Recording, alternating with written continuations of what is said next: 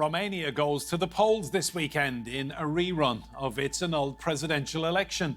The original vote was cancelled in November over concerns of Russian interference, with top candidate Calin Georgescu disqualified. So, how crucial is this vote for Romania and Europe?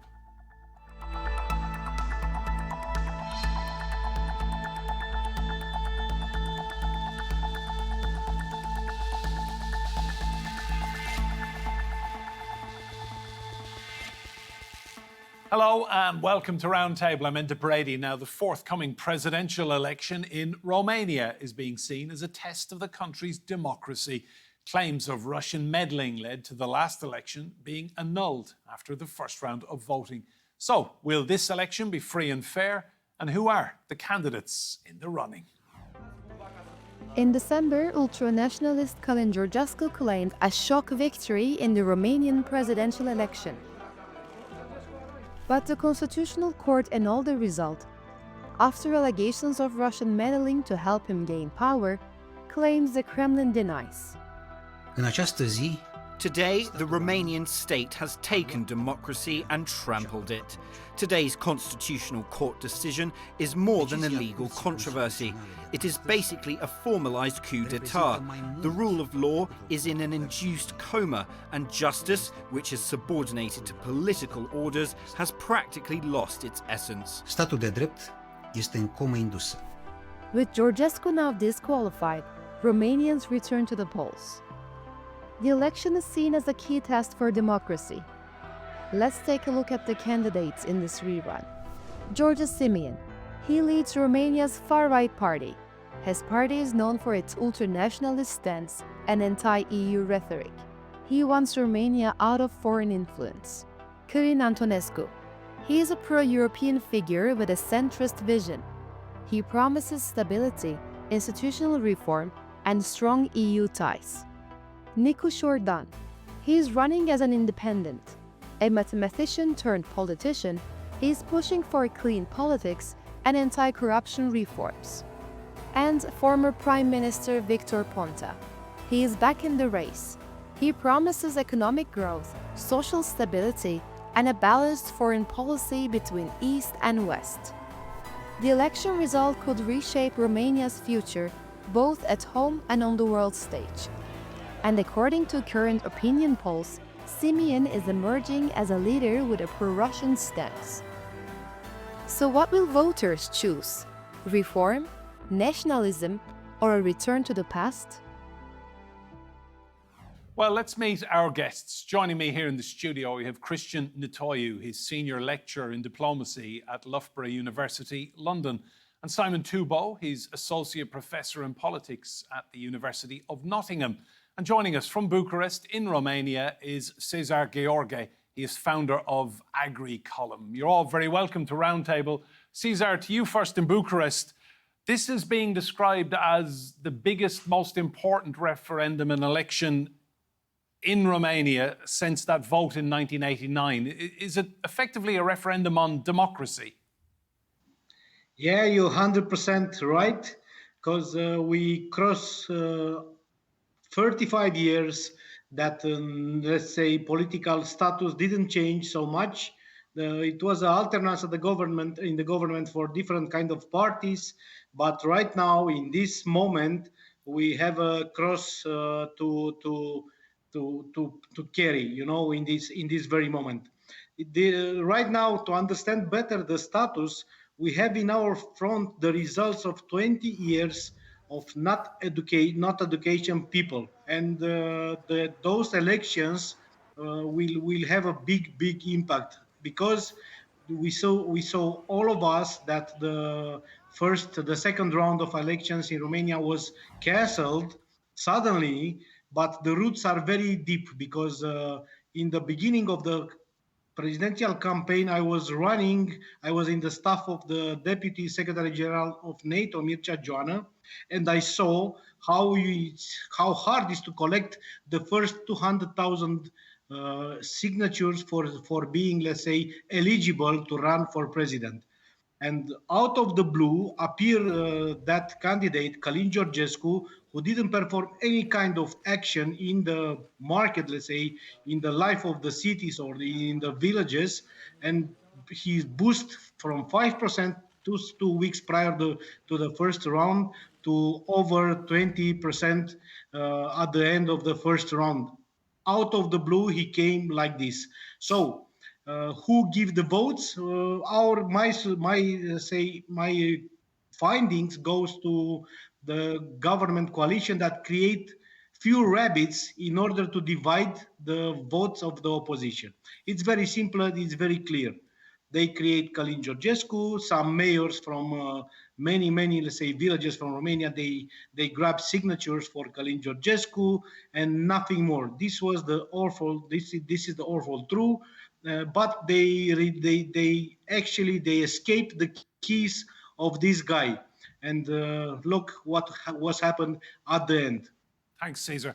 Cristian, to you, how much has trust been damaged between the political class in Romania and the ordinary people who are voting in this election, all because of that cancelled election?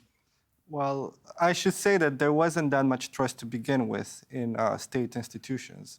There was a very widespread perception that state institutions, as Cezar argued, are not working for the normal individual who goes and works from 9 to 5.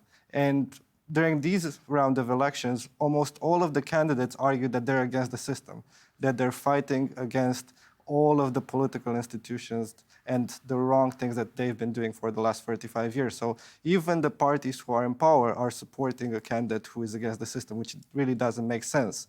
But this particular decision to cancel the elections has actually, I would say, almost irrevocably decreased the level of trust that normal people have in the democratic institutions in Romania, because there's a perception now that whoever they vote for, if it's not the right candidate, it won't matter because, as it were, the deep state will come in and cancel the election. So that is the widespread perception that's, I think, parroted by a lot of nationalist and populist leaders.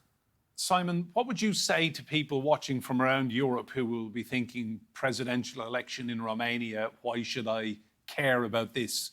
This is very significant. Yeah, it's a highly consequential election for Romania. It's had a number of consequential elections after its transition to democracy, which consolidated democracy in Romania in the 90s and early 2000s. But this is the first election where there's a controversial decision to ban one of the candidates. It's the first time that you have a candidate that seems to have been receiving foreign assistance. And it's one in which you can see that there's a lot of distrust in the political process. So you see the erosion of trust in democratic processes for the first time in Romania's otherwise consolidated democracy. Thanks, Simon. Well, Russia denies meddling in that election. However, Cezar, to you, what did you make of all the allegations surrounding alleged Russian interference? Are you likely to see it again this time? Well, I wouldn't say that somebody found very clear evidences of Russian interference in our elections. It was actually a masterclass put in scene by and please allow me to say that, but the oligarchic political parties that are the government right now, nowadays in Romania.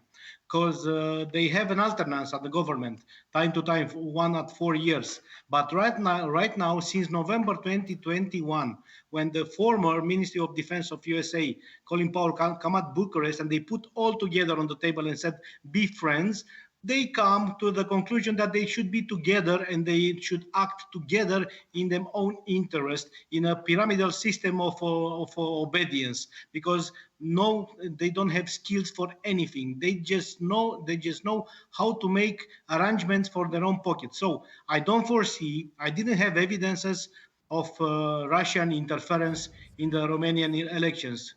Actually, they end up nailing them own laces on the shoes, because they throw too many rabbits on the stadium, and the rabbits come bigger, and they cannot control anymore. But anyhow, speaking about the sovereignist a bit, I would say that those guys, they have no clue about what they want. Nobody actually doesn't have a plan to put on the table with all the sectors most important in Romania and what they want to develop and also. No, everybody are just screaming, everybody just throw with mud in each other, like let's say in the good old times from let's say the years of Roman Empire.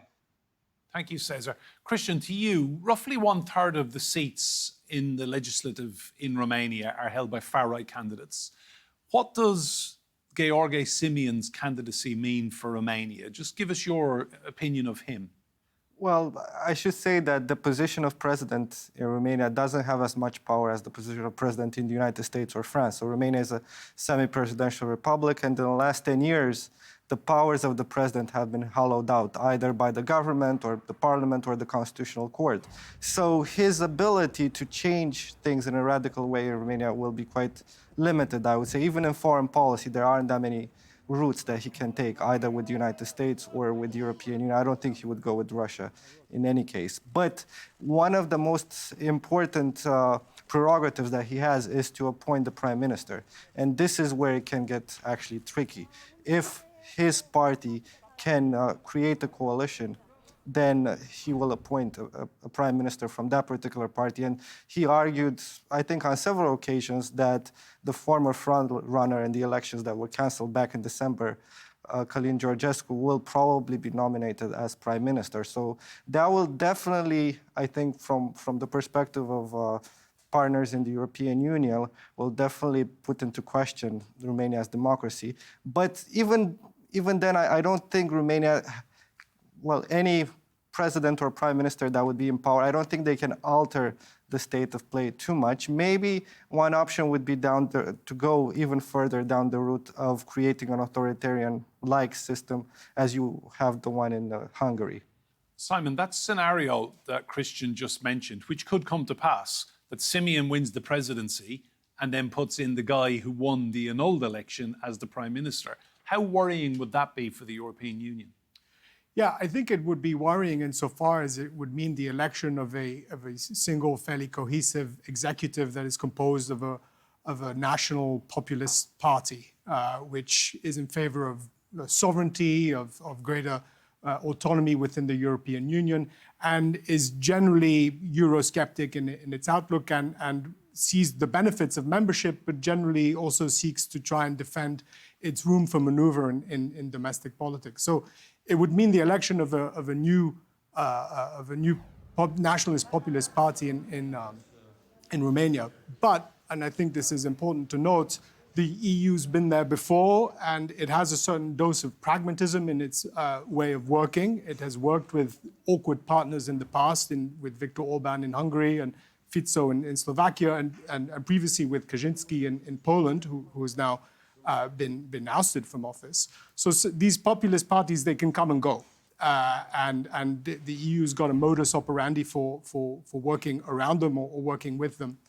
And I think that experience will be useful in the future. But nobody in Brussels wants Simeon to get involved here, do they? Well, I mean, I think there's a recognition in Brussels that what you might call the conservative right is now a force to be reckoned with. I think that the party families in the European Parliament that regroup all of those political parties represent 1/3 of voices. So that political tendency in Europe is there, and it has affirmed its presence and needs to be dealt with in order for decisions to be legitimate. So I don't think it could be ignored.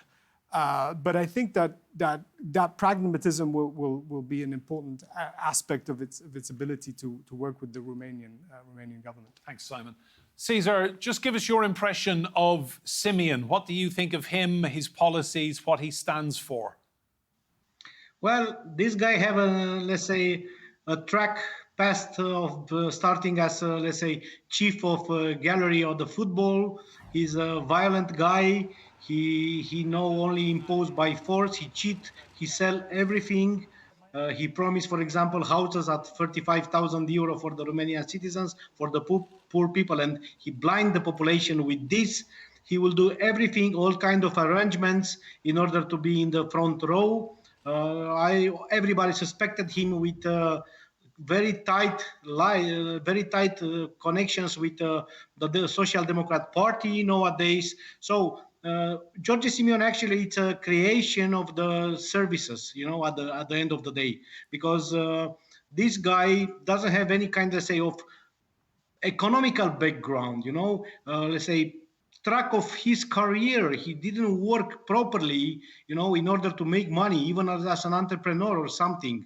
So this is my opinion about Simeon. I meet him on the stage on some debates on the Palace of the Parliament, and I asked him frankly if he could guarantee me that my kids and the other people's kids could, let's say, walk in safe in Bucharest, because he has at that time very, very, let's say, good sentiments for the Iron Guard back in 1940, and those guys killed Romanian prime minister and so on. So this guy denied, and of course he made the step back, but no, I don't have a good opinion about him. What I could say is that the Romanians are, let's say, a part of being, they hate actually the political class today, but in the same time, they feel the appartenance of the European Union, more than 90%, because they feel the benefit.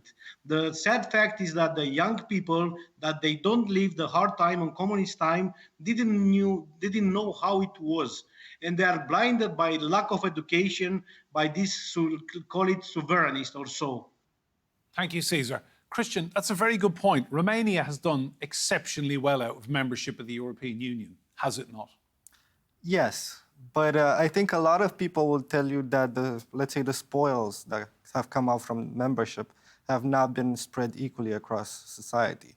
And you've seen a large number of Romanians having to leave the country in order to find work in other places. And if you look at YouTube, for example, and you see debates between regular people both in Romania and outside, they will tell you that membership of the European Union has allowed foreign interests to come in the country, and basically the country has become subservient. It's not my opinion, but it's what George Simeon and the national populist forces in Romania are drawing upon. So very often these individuals, these people who are disaffected by the European Union, by the fact that foreign interests from their perspective are taking hold of the country, they will feel a sort of romanticism or melancholy towards the communist period, and they will try to imagine a future where Romania will be big again. Let's say all of this MAGA rhetoric in the United States is very popular in Romania now, trying to create a greater Romania, as in the last 3 decades, Romania was held back by foreign interests. So people are disaffected with what's been happening for the last 30 years. A lot of them have had to go abroad and create new lives there, and some of them have been left in Romania. If you look at old people in the rural areas, they will always argue that my children or my grandchildren had to leave, and now I'm all alone. And these are the people who actually vote for George Simeon or for the nationalist parties. Simon, how much of that then is a failure from the EU to ensure that the money is going to Romania actually filtered down to the real people who need it?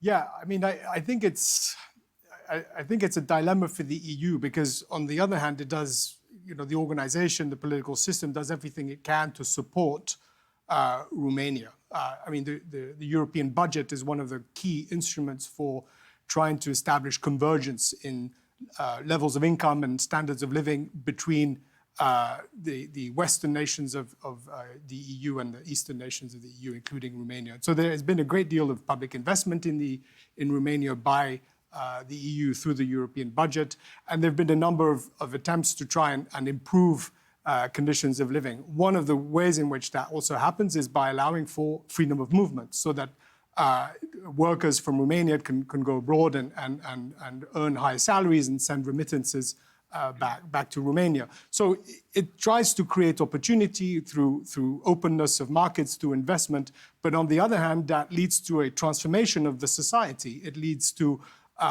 depopulation, it leads to migration, it leads to rural areas being disaffected, urban areas benefiting unequally from all of the perks of membership. And so what's important is not to think that the EU hasn't done anything to improve the overall situation, but it's important also to appreciate that that improvement is not evenly spread. What the EU can do to help that really is to try and guide the Romanian governments to try and develop their own domestic policies in a way that tackles the sources of those grievances through its own budgetary policies, through its own industrial policy, its own agricultural policies. So that's where the priority lies now, I think. Thanks, Simon. Cezar, to you, what happens if the result this time is not what the establishment wants? Are we at risk of another cancelled election, do you think? 100% yes, because if they don't like the candidate who will win, 100% they will find a reason to cancel it.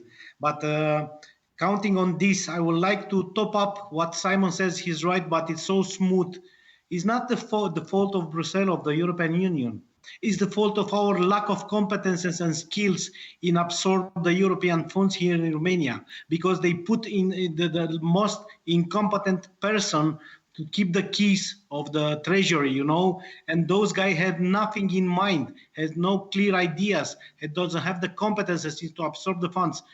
Everybody claim in Romania that, you know, the other countries from European Union didn't let us to develop. Oh, really?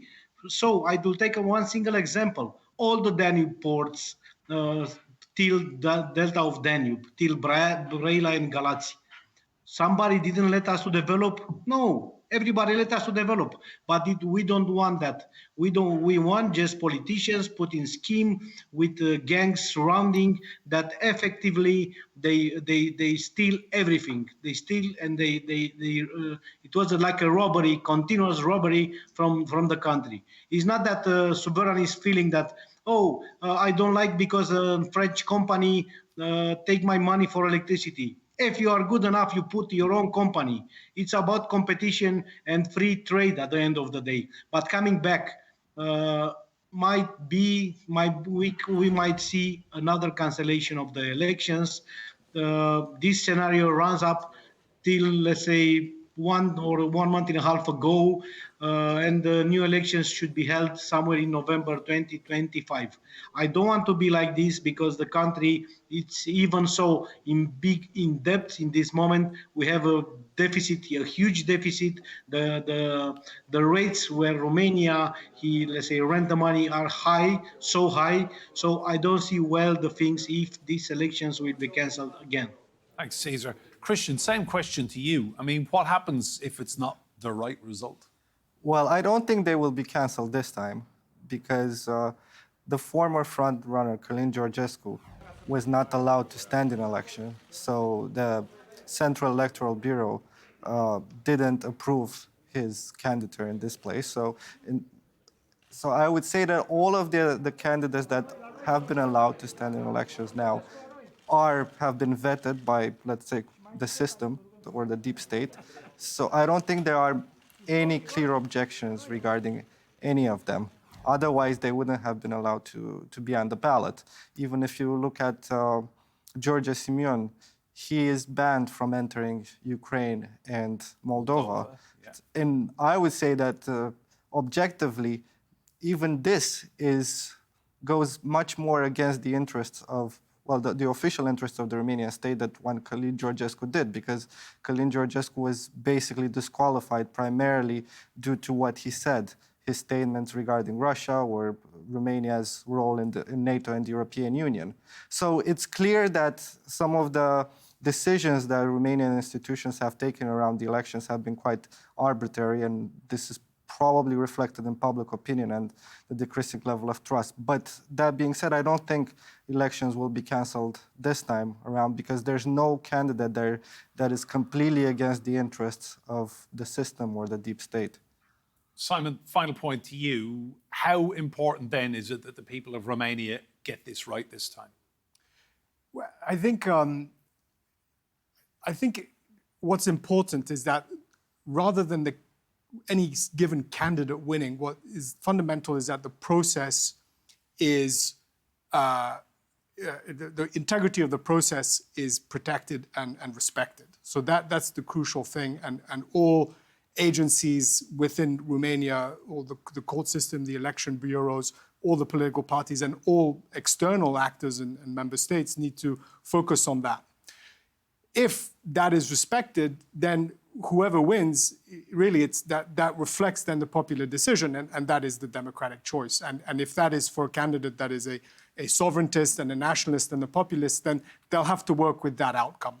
And I think that the priority of the EU really is not so much having a candidate that they think they can work with better. It's ensuring that there isn't the sort of meddling, the sort of interference, the sort of erosion of democratic processes that they fear might be taking place. Simon, thank you. And to Cristian and Cezar in Bucharest as well. This is one we will keep across. Remember, you can see more discussion and debate on our YouTube channel. Just search for Roundtable TRT World. But for now, from me, Enda Brady, and all the Roundtable team here, goodbye and thank you for watching.